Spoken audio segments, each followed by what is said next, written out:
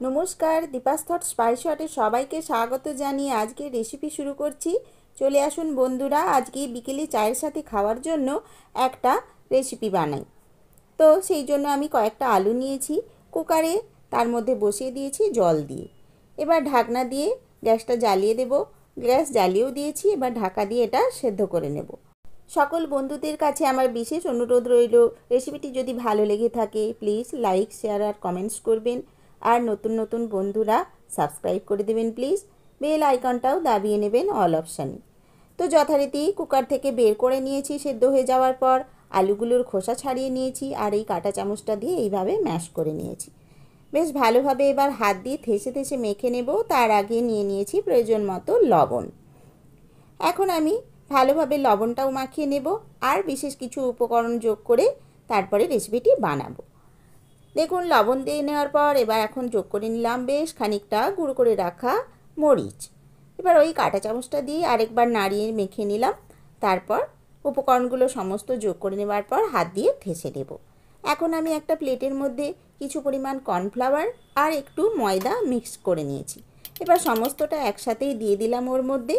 এই যে চিটচিটে ভাব রয়েছে আলুটার মধ্যে, এই উপকরণটা পড়ে গেলেই বেশ একটু মাখো মাখো দলা পাকানোর মতো হবে, মানে ঠেসে নিতে সুবিধা হবে। আরও একটু সুজি যোগ করে নিলাম। বেশ একটু শক্ত শক্ত ভাব আসবে, তাহলে বেশ এই জলের যে চিটচিটে ভাব এটাও কমে যাবে আর খেতেও একটু সুস্বাদু হবে। এখন দেখুন, ডো মাখিয়ে নিয়েছিলাম, তারপর এইভাবে আমি চাকিটার মধ্যে চেপে চেপে একটু পুরো আকার করে নিয়ে নিয়েছি, বেলে নিয়েছি। এখন করলাম কি, একটা ছোট্ট গ্লাস নিয়েছি। যেহেতু কুকি কাটার আমার কাছে নেই, সেই জন্য আমি এই গ্লাসের সাহায্য নিলাম।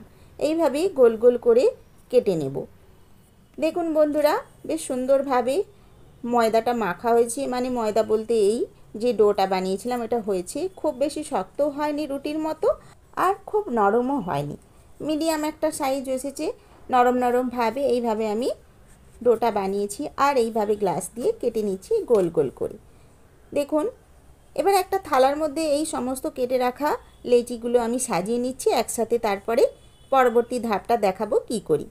তো এইভাবে পুরো ডোটা থেকে আমি এরকম ছোট ছোট গোলা গোলা বানিয়ে নিয়েছি। আমার কাছে একটি এরকম স্টিলের ডান্ডা ছিল, মানে এটা একটা চপস্টিক্স।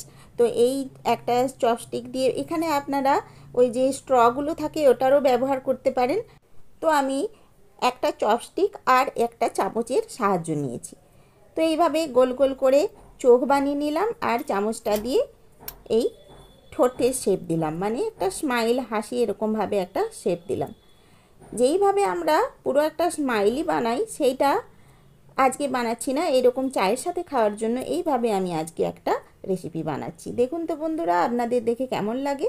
যদি ভালো লাগে আমাকে প্লিজ সাপোর্ট করবেন।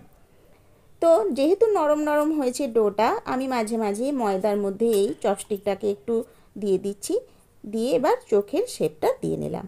আর দেখুন, চামচ দিয়ে এইভাবে হাসি হাসি একটা মুখ বানিয়ে নিচ্ছি। দেখতে তো ভালো লাগছে, ভেজে নেওয়ার পর খেতেও নিশ্চয়ই ভালো হবে। আশা করছি আপনাদেরও ভালো লাগবে।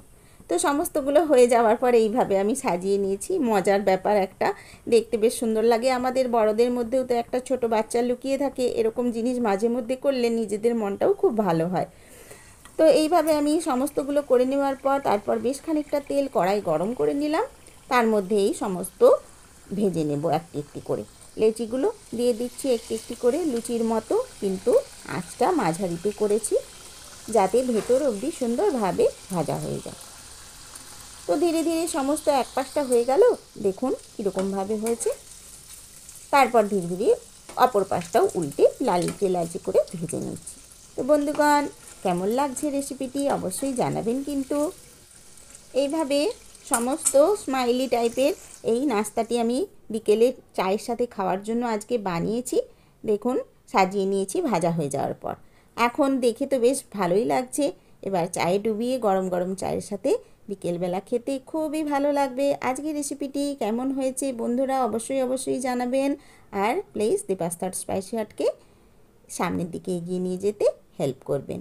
তো বন্ধুগণ, আজকের মতো বিদায়। আবার নতুন এক রেসিপি নিয়ে পরবর্তী অধ্যায়ে আবার হাজির হয়ে যাব। সবাই ভালো থাকবেন আর দীপাস থট স্পাইসি হটকে ভুলে যাবেন না কিন্তু। Thank you.